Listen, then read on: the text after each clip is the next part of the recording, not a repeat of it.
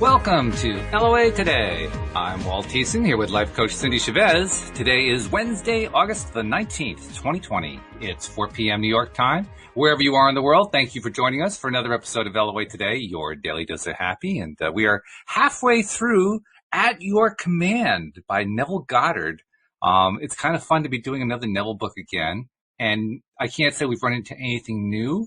I mean, I don't think you've really seen anything new either, but it's just fun to kind of go over the stuff that we spent so much time doing with all the previous books, don't you think? I think so, too. There was one thing that I think we both said, wait, is this a new thing? Maybe in the second chapter where Neville was talking about the Virgin Mary.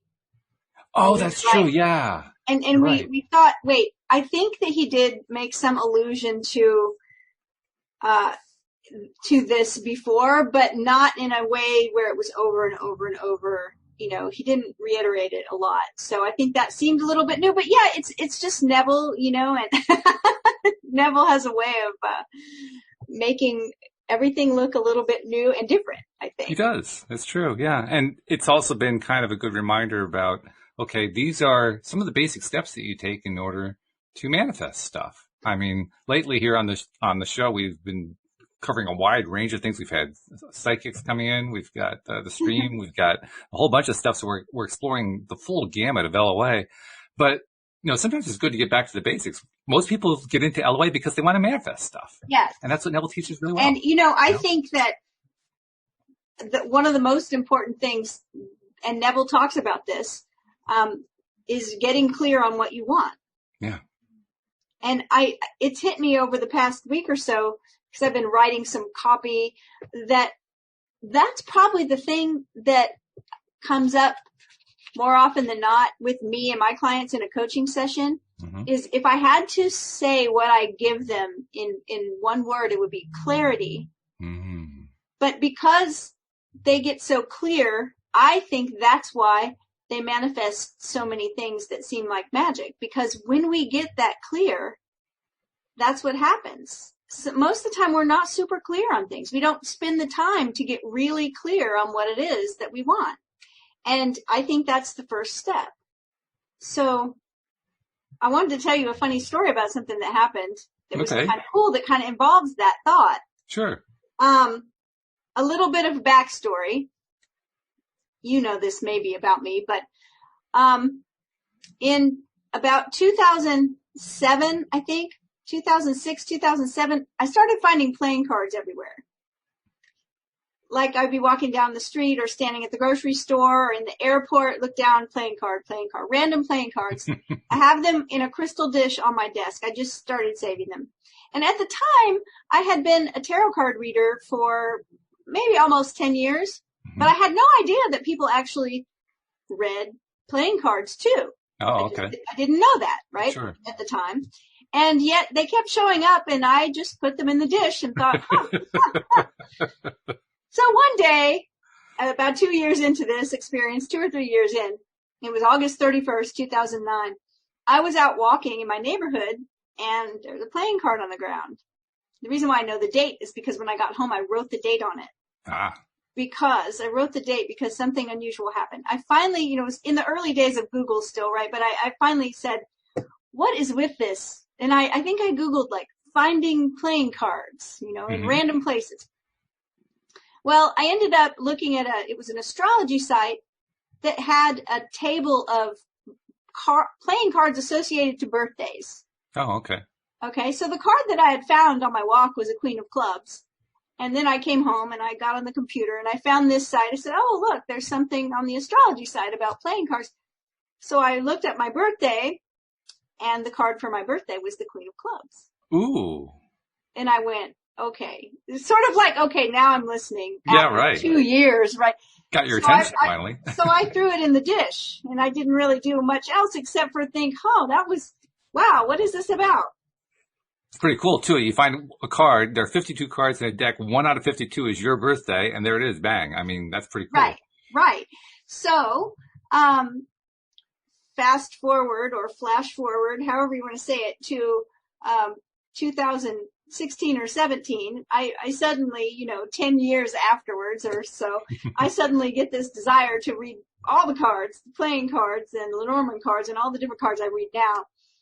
So I started delving into it, learning about reading playing cards, and the cards stopped appearing. So I guess it's because I finally got the message. Ah, okay. Right? Okay. So I'm like, okay. So, here's the part of the story about clarity that I think is so cool.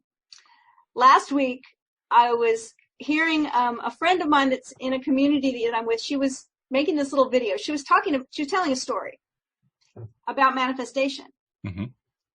And the story that she told was, she was at an airport and she made, her bag was way too heavy. So she made this intention. She was like, okay, I need to get the ticket taker guy, the bag checker that's like not going to care too much that my bag's so heavy, right? That's what I did.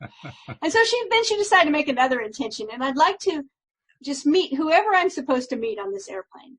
Right? I've made that intention lots of times. I'm going to be sitting next to somebody for 6 hours. I want them to be somebody who really, is fun to be around. And yeah. So she made that intention. Then she made an intention to see someone from Saturday Night Live. And I think she was in Southern Ohio or something, right? And I cracked up when I heard her say that. I was like, okay, well, that's odd. That's interesting, right? So she gets waved right through the baggage line, ends up sitting next to a woman who just really jives with her, like they have a great time. Okay. Then they get off the plane and they're waiting to be picked up with their, respective rides or whatever. And she sees that they're facing each other. So the woman is facing, whatever's behind her. And suddenly she sees the woman like waving and smiling. And she thinks, well, it's a local airport. She sees somebody she knows. She turns around to see who it is. And it's someone from Saturday Night Live. Wow. So here was the kicker, though. Here was the thing that made me go, wow. I mean, that wasn't enough yet? Holy cow. Well, it's this. She said, if I wouldn't have made that kind of unusual intention and it wouldn't have happened, would I even have paid attention to the miracle that I got waved right through the baggage line and I met someone that I'm now friends with, right? Would I even have connected those to being intentional? Okay. That story has stuck with me for the last few days since I heard it. I thought, wow. So, this past Sunday night, I'm laying in bed. I slept fine for a couple hours, woke up wide awake, having a hard time going back to sleep. So I decided, okay, I need to use this time. I'm just going to get really clear on a couple of things that I want to happen and make those intentions, but in a really clear way. So I did. I remember getting really clear on them and thinking they were kind of mundane, but things I wanted to see happen. And I formed them to where they were clear. Then I decided to add a third intention that was not super likely and not mundane like these two things, right? So I said, I want to start finding playing cards again, just because it's fun. And I fell asleep. So last night, that was Sunday. So last night, Tuesday, my husband and I eat dinner and then we're going to go for our walk like we've been doing since the pandemic started. And we leave the house and we're taking a walk and we go to cross a street and I look down and there's a 4 Clubs right in the street. Wow. And I screamed and I said, I asked for this. I asked for this. And my husband's like, what? And so I start to tell him why I asked for this and the whole scenario, what happened, my friend's story. And I get to my part where I'm making intentions and I can't remember what those 2 intentions were. Really? I've been trying to remember since I found the card last night. Interesting. Now here's the thing. I know they came to pass. How do you know? Because I found that playing card in the street. Oh, because you found the playing card. Oh, yes. Right? But I'm like I said, even when I was making them, I thought, well, these are kind of mundane. I do need them to come to pass, but I really wanted something more exciting. So the third one I made would be something really exciting and unusual and unlikely. So my question now to myself is, how often do I miss the magic altogether? Oh, yeah. Oh, yeah. How often do I make an intention for something and it comes to pass and I never even say, wow, I made the intention for that because it's something that's so usual. Right. But just because it's usual and mundane and ordinary doesn't mean that it always comes to pass. But I think it happens so often that kind of blow it off and don't think anything of it. Like I can't even remember what those two intentions were. I know exactly what you mean. And I agree with you. That's actually been a topic of a show that Alex and I did one time, just not noticing manifestations. Because when we think about it, everything in our lives, we manifest, and everything that comes in new, we manifested. But we rarely make the connections. You just illustrated beautifully, first of all, that we skip it, we ignore it. And second of all, that it always happens. So now this is my new thing now, is that whenever I get really clear on a couple of things I want to see happen, I'm going to add a third really unlikely thing. Good strategy. Alarm bell. It goes, are you paying attention? Right. Yeah. I thought you were going to tell me something about the 4 clubs too, just to kind of round it all off, but that's okay. Well, there's the card. Okay. Can you see how beaten up it is? Yeah. It's been through the wars. Yes. The car has definitely run over it. Well, what's interesting is clubs in the playing card deck have to do with work. Oh, okay. Right? Like if you think of a club, it's a branch of a tree. It's like wood. It's like something we grow, something we build with, something we create, we build with it, we work with it. And a 4 is a strong, steady foundation, right? A table has 4 legs. Oh, and I see. It's not much changes going on. It's steady, strong and steady. So I said, okay, strong and steady work. I'll take it. Okay. Well, that's always a good thing. That's good. Well, I'll tell you what, before we get into Neville, I'll tell a quick story too, because it also includes an ask.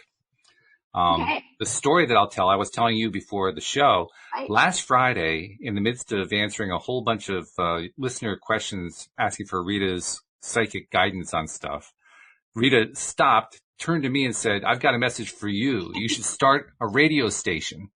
And my reaction was, sounds great. I have no idea how to do it. I don't have the money, but yeah, I love the idea, and I was thinking like a TV show, that would be great, or, well, actually I said having a radio. She said, own a radio station. I said, oh, okay. Yeah. Oh, sure. Yeah. I'm on board. Tell me how to do it, Yes, please. So anyway, it kind of been sticking in my head ever since then.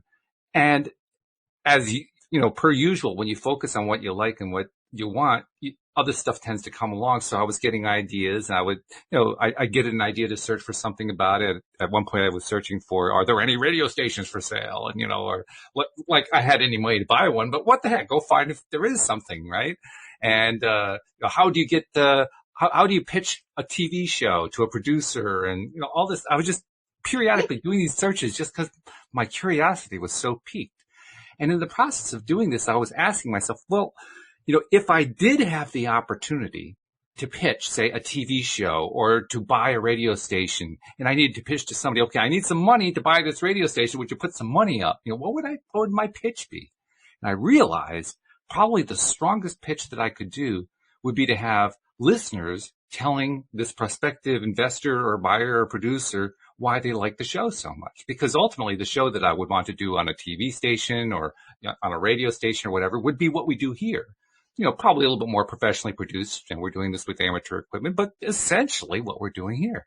So just, if you're kind of interested, listeners, in being part of building a manifestation, wouldn't it be cool if we could do this show, say, on a television channel, right, where everybody could see it? Right. Well, if you're into it, if you're into the idea of helping that along, make a little selfie video about why you like listening to LOA today and send it in. And let's just collect a bunch of those. Cindy gave me a website where you can actually kind of formally collect all these things, and I'll get that out as soon as I can. But in the meantime, just email it to me for now, and I'll see if I can collect a bunch of these. And if I can, I'll string them all together, and now I'll have something I can show to somebody saying, well, here's why I think we should be doing a show on television or on a radio show or something like that. So, you got to put it out there, right? What I did this morning, in conjunction with a community I belong to, I facilitated a gifting circle. Okay. And part of how that works is that you show up with something that you want to give. But in the beginning of it, we go around and everyone tells what their desires are.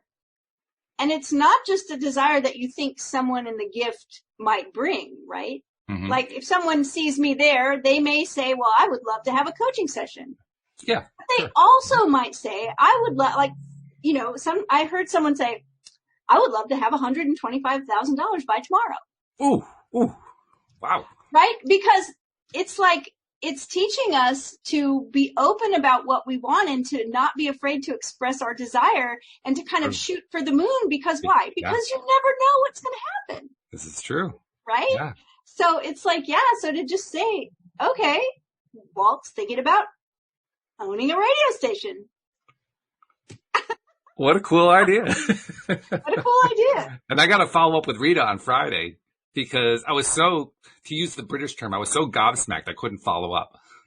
I couldn't say, well, tell me more about this idea or give me some clue. I mean, I was just so completely thrown off my game that I just said, let's just go back to the questions because I don't know what to do here. Yeah, I know. When you told me before the show, Walt says to me, so Rita said, stop, wait, I have a message for you. And my first reaction was like, oh, wait, why don't you tell me later when we're not on the air? Exactly. Like you have no idea what's coming at that point, right? That's great. That's great. Well, I'm excited to be here as usual on Wednesday to read some Neville and discuss. So let's get to it. So we ended up last week, ended up part 3 with talking about that it's not, you just said it too, that it's not our place to worry about the how. Right. Yeah. And so he goes on to say, you are told, he who lacks wisdom, let him ask of God, that gives to all liberally and upbraideth not, and it shall be given unto him. But let him ask not doubting, for he who doubts is as a wave of the sea that is tossed and battered by the winds. And let not such a one think that he shall receive anything from the Lord. You can see why this statement is made, for only upon the rock of faith can anything be established. If you have not the consciousness of the thing, you have not the cause or foundation upon which thing is erected. This is interesting because doesn't this sound like what we were just talking about as far as clarity? Yes. Because that's exactly what it is. There's the idea of doubting, like, oh, I doubt that this is going to come to pass. But to me, that's the same sort of energy of being unclear about what it is you want. Mm-hmm. Right? Mm-hmm. It's like, oh, if we're not even clear enough to be really strong about what it exactly is that we want, then we might as well just doubt it because we haven't even gotten clear. I think it's important. Funny thing you should mention that too, because this is kind of an aside to the story I just told about, the TV show or a radio station or something like that. Something has been happening in the last few days that I didn't do deliberately. Well, no, that's not true. I did do it one time deliberately, but most of the times it's been happening just because it's been happening. Neville talks a lot. He hasn't talked about it so much in this book, but in his other books, he's talked about the process that he recommends for how you make something come true, how you manifest it. His preferred process is usually something you do before you go to sleep. You create the scene, you imagine the feeling of the wish fulfilled. You keep playing that scene over and over again every single night. And after usually 2 or 3 weeks or less, I mean, that's what it is for most of his stories. Something shows up the way you want it to show up. So, that's like the process. What's been happening with me is I've been imagining stuff, but without deliberately imagining it. Like I wasn't setting aside time before going to sleep to say, okay, I'm going to visualize getting my own TV show, or I'm going to visualize getting my own radio station or something like that. Stuff was just coming to me. Remember that I've talked about the mentor that I had that actually was the first person that told me about Neville. Mm-hmm. Well, one of the things that he used to talk about, and he got it from Neville, but I can't quote you like chapter, verse, what book it was. Sure. But it was the idea of, I think the way he used to put it was not to, like in your time of imagining, in your meditation or whatever you want to call it, not to chase the thing down, to let it come to you. And that is exactly what he was talking about. Yeah. It's like you have a general idea, and Neville always wants you to be very relaxed, which is why we always say, well, this is meditation. But to let the idea come to you, where almost sometimes you're like, where did that come from? Yeah. Right? Exactly. So you're not fabricating it or chasing it. It's coming to you. And that's a really powerful way of manifestation. So that's interesting because I think Neville does talk about this. I just can't tell you where. Well, if true, then I'm excited because I'll tell you one of the ones that came to my mind. We're in a TV studio. We're recording a show. We have a live studio audience, which is so cool. And one of the members of the audience stands up and talks about how she has been a fan of the show for years, particularly the Wednesday shows where we do Neville Day. And she's wondering, when are we going to bring Neville Day back? And I turn to you, Cindy, you're there next to me, and I say, Cindy, when are we going to do Neville Day again? And you give an answer. I mean, that was the scene that played out in my mind. What's funny is that I thought you were going to say, and the woman in the studio audience stands up and she says, when are you going to bring Neville back? I was like, that's kind of a big ask. It's a very big ask. Oh, I love it. All right. So Neville goes on to say, a proof of this established consciousness. I like that term, don't you? Established consciousness? Yeah. That sounds like clarity to me. We've established it in consciousness. It sounds like what I've been experiencing with all those little vignettes that were coming to me that I wasn't trying to create. Right. A proof of this established consciousness is given you in the words, thank you, Father. When you come into the joy of thanksgiving, so that you actually feel grateful for having received that which is not yet apparent to the senses, you have definitely become one in consciousness for the thing for which you gave thanks. God, your awareness, is not mocked. You are ever receiving that which you are aware of being, and no man gives thanks for something which he has not received. Thank you, Father, is not, as it's used by many today, a sort of magical formula. You need never utter aloud the words, thank you, Father. In applying this principle, as you rise in consciousness to the point where you're really grateful and happy for having received the thing desired, you automatically rejoice and give thanks inwardly. You've already accepted the gift, which was but a desire, before you rose in consciousness, and your faith is now the substance that shall clothe your desire. Okay, I want to point something out here. Okay. First of all, where he says at the beginning of this paragraph, when you come into the joy of thanksgiving, so that you actually feel grateful for having received that which is not yet apparent to the senses. So that's a lot of words to say that we're not experiencing it in an outward way yet. Right. Right? It's not apparent to the senses. We can't see it with these physical eyes. We don't hear it with our physical ears, etc. We can't touch it, whatever. But we're grateful for it. It reminds me of, there's a Buddhist saying that says, ask once, say thank you 1,000 times. So Neville is saying that what was that word he used at the very beginning that I really, really like? Established consciousness. Mm-hmm. When this thing that we're after, whatever it is established in our consciousness, we will feel gratitude. Even though we can't see it with our eyes, we can't hear it with our ears, we can't touch it yet, we feel grateful. I've had that experience lots of times where I knew it so much in my bones that this thing was going to happen that I felt so thankful, but I didn't have any, outward proof of it yet. And he's making the point here to say, this isn't words that you say that are magic words. Right. It's not a formula where just say thank you and then you're done here.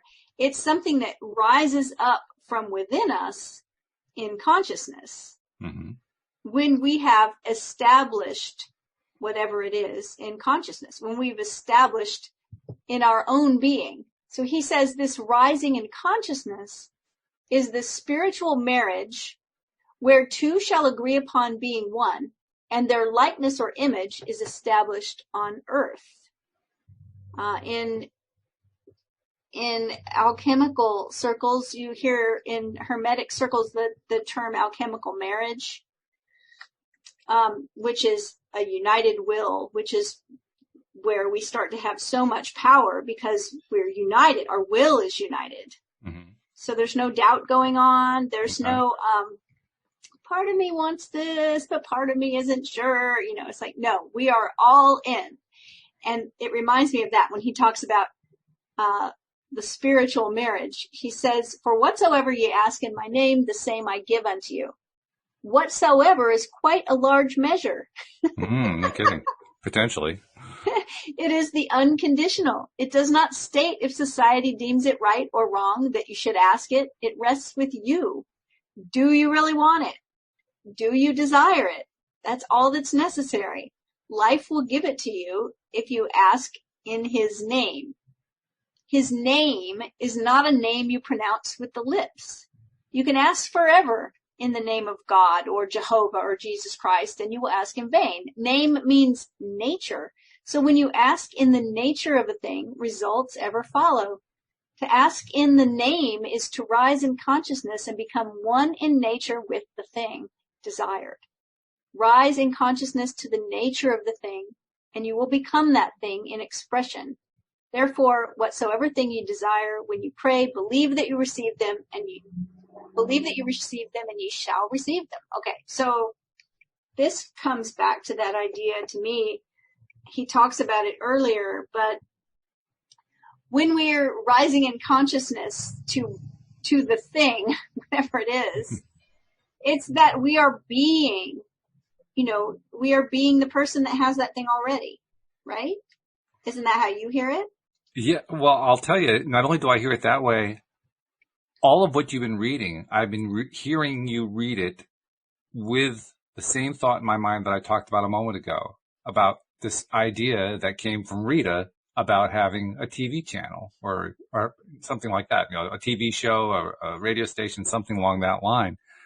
And how we talked a few moments ago about how these ideas, these images, not so much images, because I'm not really great on building images, but these little scenes were coming up in my mind that I wasn't generating. They were just kind of coming up. And when they came up, it gave me a lift. I mean, I was getting pretty excited just a few moments ago as I was describing these things. That's the way they felt. So, I mean, I've heard in the past, and there have been times I've experienced it too, but I've heard a lot of people talk about how the best imaginings, the best visualizations are the ones that just come up easily. And these came up so easily, like I wasn't even noticing how they got there. They just kind of were there, and I was excited just by having them there.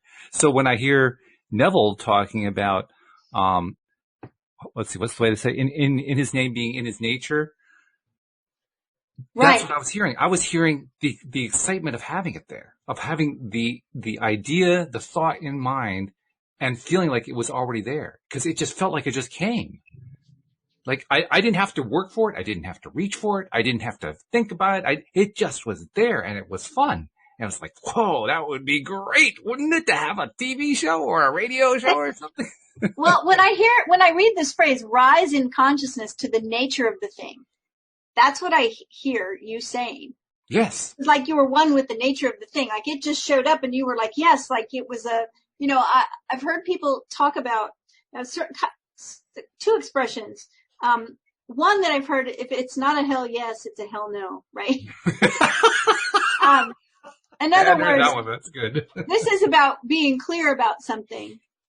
And so often we're not clear at all. We're very wishy-washy. Mm-hmm. But there are other things, right? Like I always remember the time that my kids were, I don't know, maybe 7 and 8 years old. Mm-hmm. And I had gotten tickets for Disney World. Oh, wow. We were in Florida vacationing, but they didn't know we were doing Disney World. Right, right. Okay, so when they came in, come here, boys. I want to show you something. Look what we're doing tomorrow. These are tickets to Disney World. What do you think their response was? I mean, it was a full body yes. Yes, right? It was probably a shriek. They would have been able to say it. It would have been a hell yes, right? They were like, oh, just like screaming and happy. Right. Every cell in their body was on board. Right. Right? Yep. And I think about that pure yes. Mm-hmm. The pure yes, which when I read this about rising in consciousness to the nature of the thing, it's like your consciousness is so one with that thing. It can't be anything but a yes. Mm-hmm. It's just a yes. That's right. Okay. So Neville says, therefore, whatsoever things you desire when you pray, believe that you receive them and ye shall receive them. About that word pray, I had a real problem with that word for a long time because I attached it to certain religious, You and me both. and systems that I wasn't a part of anymore. And now, over the past decade or so, I've really come to realize that everything is energy, and it doesn't matter whether it's a prayer or an intention or a spell or a song or a blessing or a wish or, it's just whatever word you use to describe what you're putting out there, what you're asking for, what you're intending. So when Neville says pray, if you're not what you would call a praying person, I don't think that matters. I think it's more about how you're asking and how you're intending for what it is you want. We could easily take out the Neville decoder ring, and where it says pray, we could say equals thought. Yeah. When you ask. Yeah. It's the same thing. Yep. So he goes on. This is why I say this. He goes on praying. Okay. Well, he's going to give us his definition. Praying, as we've shown you before, is recognition. The injunction to believe that you receive is first person, present tense. This means that you must be in the nature of the things asked for before you can receive them. To get into the nature easily, general amnesty is necessary. We are told, forgive if you have aught against any, that your Father also which is in heaven may forgive you. But if you forgive not, neither will your Father forgive you. This may seem to be some personal God who is pleased or displeased with your actions, but this is not the case. Consciousness, being God. If you hold in consciousness anything against man, you are binding that condition in your world. But to release man from all condemnation is to free yourself so that you may rise to any level necessary. There is therefore no condemnation to those in Christ Jesus. Now, remember again, when he talks about Christ, when he talks about God, he's talking about imagination. He's talking about consciousness. And I think something that he doesn't say here, but it does go along with what he talks about in other places, that the word sin and the word forgive. So we've talked about it before, but the word sin literally just means to miss the mark, as if you were shooting an arrow at a target and you missed the bullseye, or maybe you missed the target altogether. So how do you forgive? Well, you pick the arrow up and you aim again. And you aim straighter. Straighter, right. Right? You get the shot this time. So in other words, when I hear him talk about forgive, and having it tied to manifestation, I hear clarity again. Yeah, I agree. Yeah, I agree. Because ultimately, the God that he's referring to, again, pulling out the decoder ring, God is our own consciousness. Right. So and he doesn't normally go this direct, but he went really direct here. He said, this may seem to be some personal God who is pleased or displeased with your actions, but this is not the case. Right. And so what I hear there is, if you can't get clear on what you want in your imagination, right? If you can't forgive, in other words, if you can't shoot straight, if you can't aim that arrow at the target, if you can't know what it is, then it can't come to be. Because why? Because you have to rise in consciousness to be the nature of the thing that you're wanting. Yeah. That's clarity. There's no wishy-washiness about it. So, yeah, that's really interesting. Consciousness being God. I mean, here he is again. And talking about if we hold in consciousness anything against man, you're binding that condition in your world. I always heard that if you worry, you're binding yourself in consciousness to the thing you're worried about. It's true. I hadn't heard that phrase, but it's definitely true. And anybody who's ever worried about anything knows it's true, because how many times did the thing they worried about actually came to pass? Because they kept worrying about it. Yeah, well, it's interesting.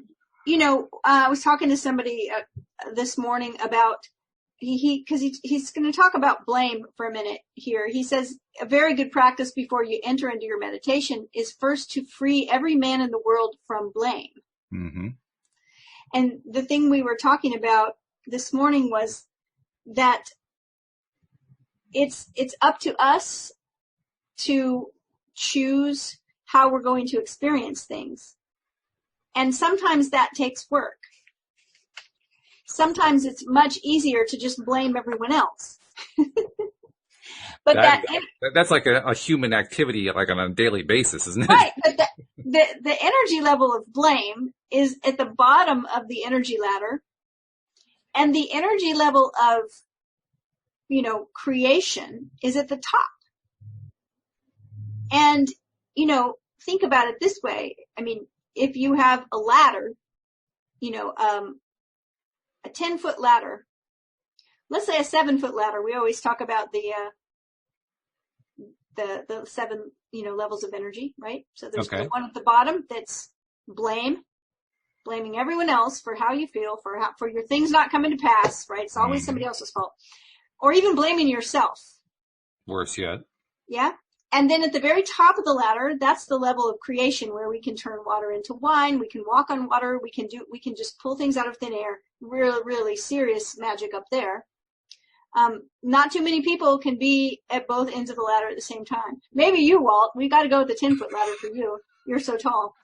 But I love that he says, I'm always talking about this ladder, and we talk about this, we think of the level of blame, of victimhood being low. Right. We think of the level of creation as being high, and he's talking about rising in consciousness. It fits, right? So he says a good practice before you enter into your meditation is to first free every man in the world from blame. For law is never violated, and you can rest confidently in the knowledge that every man's conception of himself is going to be his reward. So you do not have to bother yourself about seeing whether or not man gets what you consider he should get. For life makes no mistakes and always gives man that which man first gives himself. So when I read that, I just think about, something that I've said.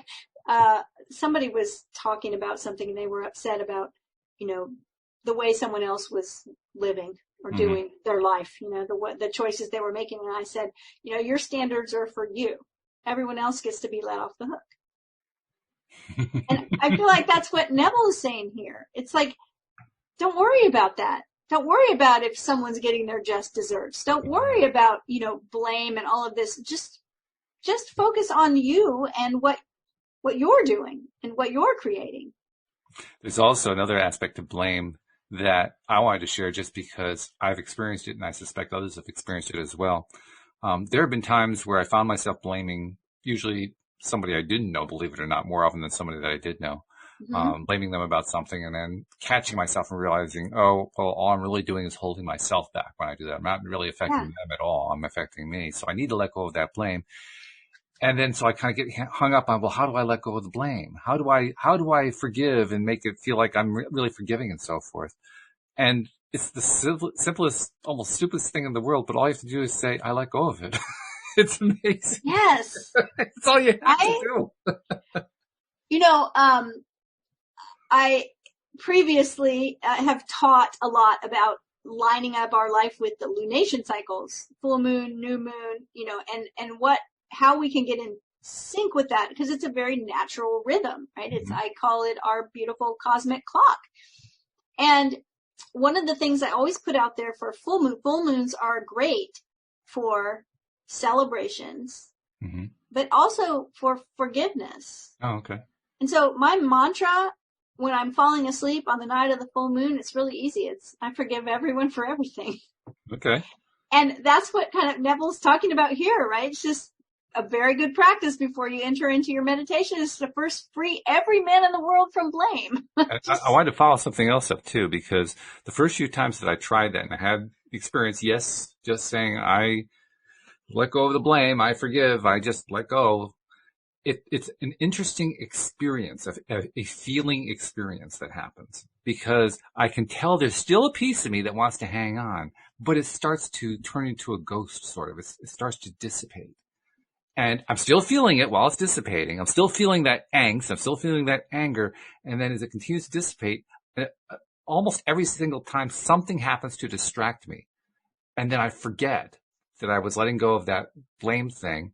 And it takes like sometimes a half an hour later before I realize, so am I feeling the blame anymore? Oh, I guess I'm not. I'm thinking of there's one, is it the Sedona method? I'm not really familiar with it, but I know one of the things I've read, and I think that's the right one, just a process is, they talk about holding a pencil in your hand. Mm-hmm. Okay. Let drop it. And they're like, that's how easy it is. Ah, okay. Like you said, mm-hmm. Just let go. There isn't any struggle over. You just realize that all you have to do is just let it be easy. Just let go. And it's true. I think what confused me and what struck me was after letting go, what the experience of that was. Mm-hmm. Still felt that pull a bit, but the pull was kind of dissipating. It just kind of fell apart. I still felt it. I felt it, and then I was distracted. Because it wasn't pulling anymore. It wasn't pulling anymore. Right. That's one of the ways we know when we have let go of something, we don't have that emotional charge. Exactly. I've had people tell me, they're like, well, I let go of it. I can hear them gritting their teeth. I'm like, yeah, I just let it go. I'm like, I can hear in your voice you haven't let it go, right? There's still a charge there. You can feel it in your jaw. I can tell you can feel it in your jaw. Yeah, and it's okay, right? We just have to point that out. Okay, so Neville goes on to talk about, I'm interested what he's going to say here. Okay. Because he says, this brings us to the much abused statement of the Bible on tithing. Okay. Teachers of all kinds have enslaved man with this affair of tithing, for not themselves understanding the nature of tithing and being themselves fearful of lack.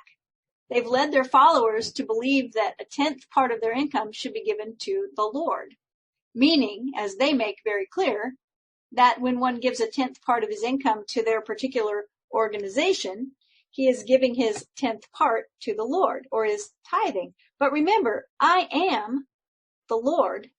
Your awareness of being is the God that you give to, and you ever give in this manner. Therefore, when you claim yourself to be anything, you've given that claim or quality to God. And your awareness of being, which is no respecter of persons, will return to you, pressed down, shaken together, and running over with that quality or attribute which you claim for yourself. That's very interesting. Uh-huh. It is interesting. I don't think I've ever heard tithing described that way. Right. So when he says give your 10th part or tithe to the Lord, and he's telling you that the Lord is your awareness of being. Right. And that you give to in this manner. I'm trying to put that into practical use there. It shifts the whole meaning around compared to what we're used to. Right.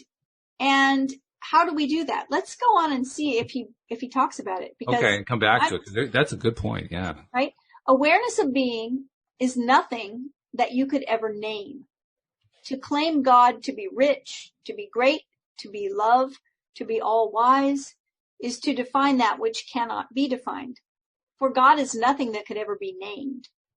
Tithing is necessary, and you do tithe with God, but from now on, give to the only God and see to it that you give him the quality that you desire as man to express by claiming yourself to be the great, the wealthy, the loving, the all-wise. Do not speculate as to how you shall express these qualities or claims, for life has a way that you as man know not of. Its ways are past finding out. But I assure you, the day you claim these qualities to the point of conviction, your claims will be honored. There is nothing covered that shall not be uncovered. That which is spoken in secret shall be proclaimed from the housetops. That is, your secret convictions of yourself. These secret claims that no man knows of, when really believed, will be shouted from the housetops in your world. For your convictions of yourself are the words of the God within you, which words are spirit and cannot return unto you void, but must accomplish whereunto they are sent. You are at this moment calling out of the infinite that which you are now conscious of being, and not one word or conviction will fail to find you. So I want to back way up to where he's talking about, because he's ending this part with talking about claiming certain qualities. Yeah. And that if you claim to be to be wealthy, to be loving, to be all wise, if you claim it with conviction that these qualities will find you, I believe this to be true. And it's one of the reasons why, as a coach, one of the things I like to do is help people find out what their core values are. Because if they know that, then they can claim those qualities and develop them and have confidence that those qualities will find them, so to speak. But I'm curious about this whole connection to tithing. I'm not sure I completely understand where Neville is going with this idea. I can point to something that may give us a root. Okay, good. Abraham talks about what was originally a 3-step process. It's now kind of evolved into a 5-step process. And in that 5-step process, basically what happens is you ask, believe, receive, and then that leads to a new desire, which leads to a new ask. And so it becomes a cycle of asking. Okay. And I'm thinking here that what he's calling tithing, because literally what he's talking about is that you give that 10th part back. Well, what are you giving back? You're giving back a spiritual experience. And what are you giving it to? You're giving it to God within you. Basically, you're taking that experience, which was a positive experience that you liked. It was attracting something that you liked. It was bringing something into your life that you liked, that you felt good about. And you rose up. He talked about how your consciousness, it rose in your consciousness. It became real. And then you took a 10th of that and you fed it back into the system. Okay. And in doing so, you got the next thing going. So now you have the cycle moving. Okay. This reminds me of that idea that we talked about. It's just an awareness practice, especially works wonders when we're feeling something we don't want to feel, like we're feeling anxious or frustrated or whatever. And it's just an awareness practice of I always just say, find a color that you really like. It could be your bedspread, it could be the dress you have on. It could be, I have a big rose quartz in my office. I can look at that and appreciate it. And then appreciate it 10% more. Wow. Now, we don't know how we do that, right? It's like, what's happening when we say that? But it's kind of like mind trickery, right? But I'm telling myself, oh, I'm looking at this rose quartz. I love this rock so much. It's so beautiful. I really appreciate it. And then I instruct myself to appreciate it 10% more. And something just opens up. It reminds me of the heart math thing, right? It's like something shifts in your being. And maybe it's because of that not quite knowing how to do it. Like if I'm giving you money and then I have to give you 10% more, I know how much that is and I know how to do it. Oh, here, it's another $1 or whatever. Mm-hmm. But this is kind of abstract. I'm appreciating it and then I'm supposed to, but you're just expanding. And by saying 10%, it's just a little bit, right? Right. It's a piece. It's not 100%. It's just a little bit more, which I think our brain accepts as something we can do. Mm-hmm. Sure. And so when you said that makes so much sense. We are rising in consciousness to be one in nature with that thing, whatever it is. So it might be wealth. And now I am rising in consciousness to where I am one with that level of wealth, or I am one with that level of kindness, or I'm one with whatever it is that I'm wanting to create. And then I'm giving like 10% more, right? I'm, like you said, feeding it's just a little bit back into the cycle to strengthen it, and it will just keep going. And not only does it strengthen the cycle, I think it strengthens the next ask. And the reason I say that is it's kind of like a thing that we don't really do anymore at all, I don't think. But you can ask for something bigger. Well, it could be something bigger, but I think it's more along the lines of the strength of the ask. So, for instance, something we don't do now, but used to happen a lot back in the day, people would make soup, right? And then they'd keep a piece of the soup and they'd use that as the base for the next soup. And so it became the endless soup, the soup that lasted for generations. I literally inherited this soup from my mother, that kind of thing. Well, they do that with bread. Bread is the same thing, right? The bread starter. Yeah, I know there's a 5-star restaurant in New Orleans, I think, that has a bread starter that's like 30 years old. Yeah. Yeah. Yeah, it's the same idea. And I think what it's actually doing is it's setting the stage saying, okay, here is how wonderful this round of the bread was. So I'm taking this wonderful piece of bread and I'm going to turn it into the next piece so that the next round of bread is just as wonderful. It has the same high vibe. It has the same easiness to it. It rises up. There's the rising. It rises up so much easier than it would be if I started from scratch. Right. Everything is, it continues the cycle. It's kind of like an impulse engine, a carb engine that you get it started and it just keeps itself going because it keeps feeding a little bit more in, feeding a little bit more in, feeding a little bit more in. Yeah. It makes it easy. Okay.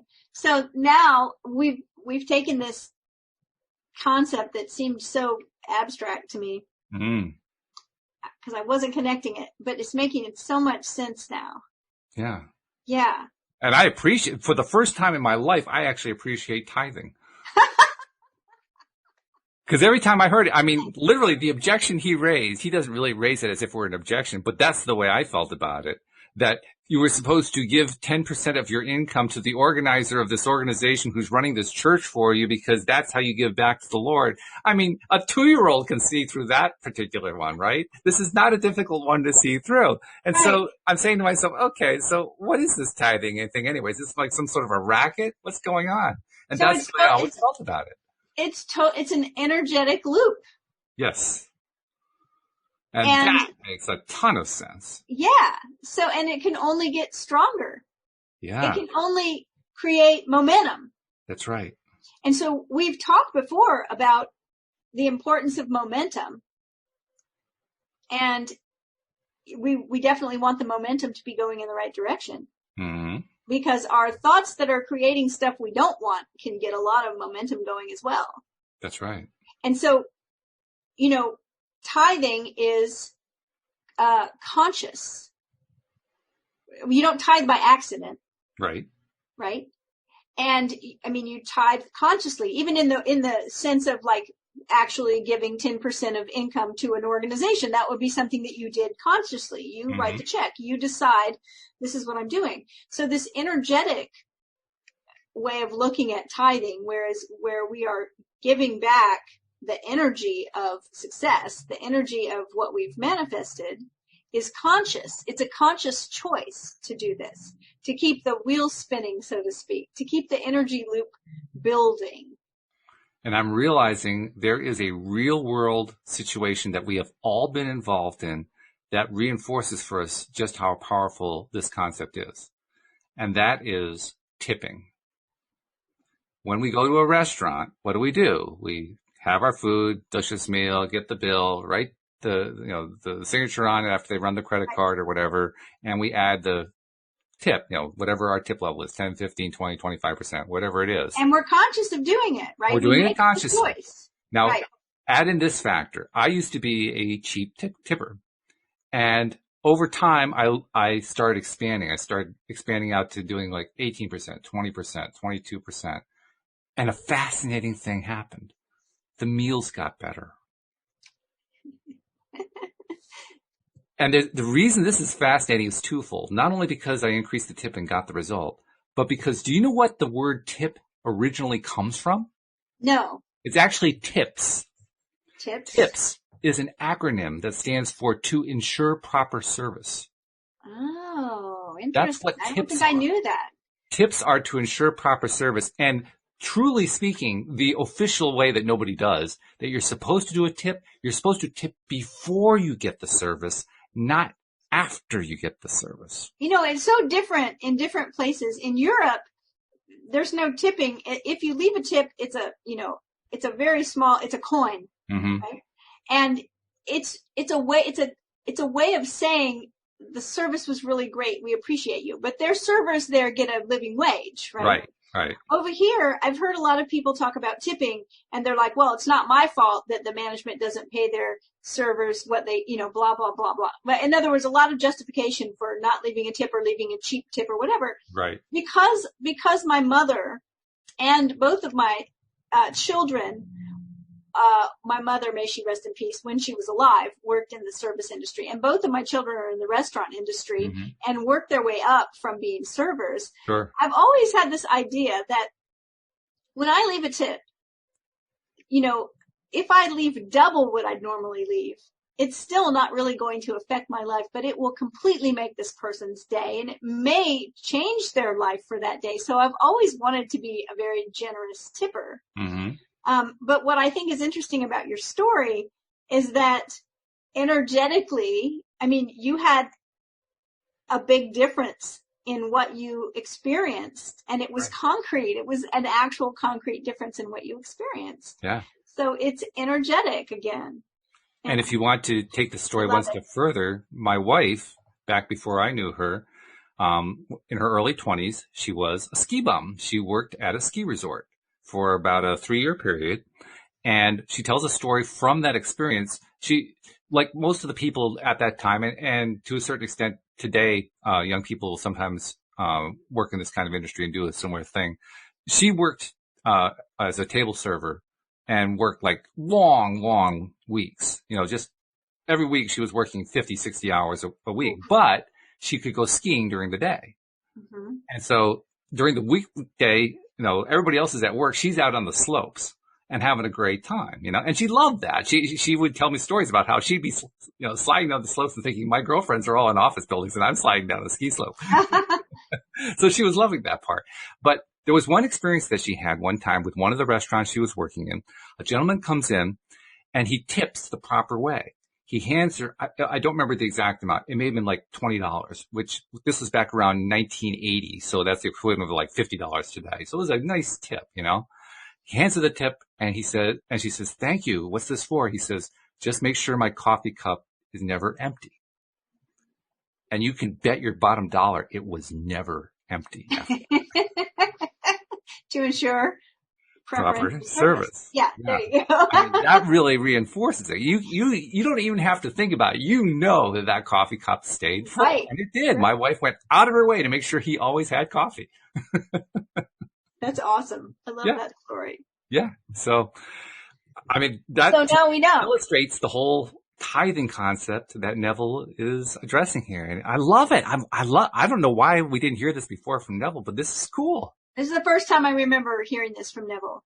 It's great. It's fabulous. Made this whole section of the book worthwhile. I'm glad we found this book just for that one thing. This is brilliant. Yeah. Really good. Energetic. Before we go, I want to remind people who have not yet tried it, download the app. We're getting some good response about the app. 2 things I want to mention about it. First, we have found an issue with the iPhone users. If you are experiencing an issue playing the episodes on your iPhone, please use the contact form in the app to send me an email. Tell me what you're experiencing. Tell me as specifically as you can what happens whenever the thing happens. I have a pretty good idea of what the issue is. Eliza, one of our listeners, has been giving me some good feedback, and I have a good idea of what it is. And now my biggest challenge is to figure out how to fix it because I have no idea how to fix it. But I'm going to apply the LOA approach and say, universe, I don't know what the solution is. Send me the solution and it will guide me there because that's usually what happens. So we're going to get that one fixed. Also, I want to let people know, I think I mentioned earlier, the Mac version is now out. I've been kind of struggling with that for a long time, but we finally got it so that it will install properly. So if you are one of the 2 or 3% who actually uses a Mac to listen to the program, you can now download from the website, elevatetoday.net, and install the app from there. So those 2 things out there. And finally, both for this show, for all the shows, we now have a unified contact form.